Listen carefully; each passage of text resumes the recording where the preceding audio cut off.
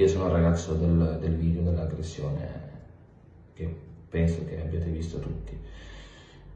Tornerò presto in Italia, sono venuto qua in Romania per dei problemi di salute, i biglietti li avevo già comprati 2 settimane fa, non sono assolutamente scappato, non lo faccio, perché sono una persona che si assume le proprie responsabilità, se ho sbagliato devo pagare, pagherò.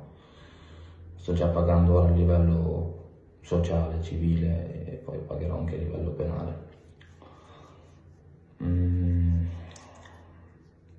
Penso che nel giro di una settimana tornerò e ovviamente andrò ad autodenunciarmi, perché ripeto non scappo.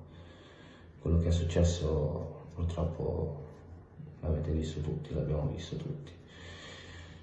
Voglio chiedere scusa a Diego, e come ho già fatto, non ho avuto un riscontro ma ho una risposta, ma mi sembra abbastanza ovvio il motivo.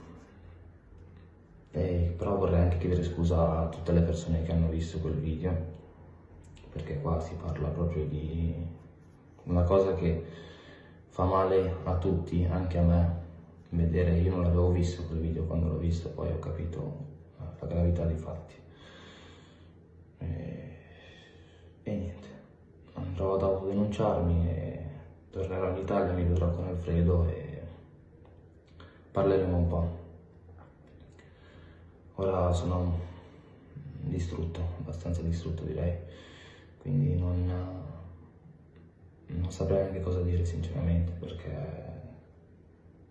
una persona come me che è conosciuta praticamente da tutti a Vigevano e tutti sanno chi sono e che tipo di persona sono, che mi dicono ma questo qua sei veramente tu, è la nostra impressione, stai facendo tu veramente questa cosa qua, è la nostra impressione. Va abbastanza male, quindi secondo me forse non lo so. Comunque vorrei anche chiedere scusa ai miei genitori, perché sanno benissimo che non hanno cresciuto questo tipo di figlio e non so cosa mi sia preso. Cioè, in realtà una motivazione c'è, ma è anche inutile spiegarla perché non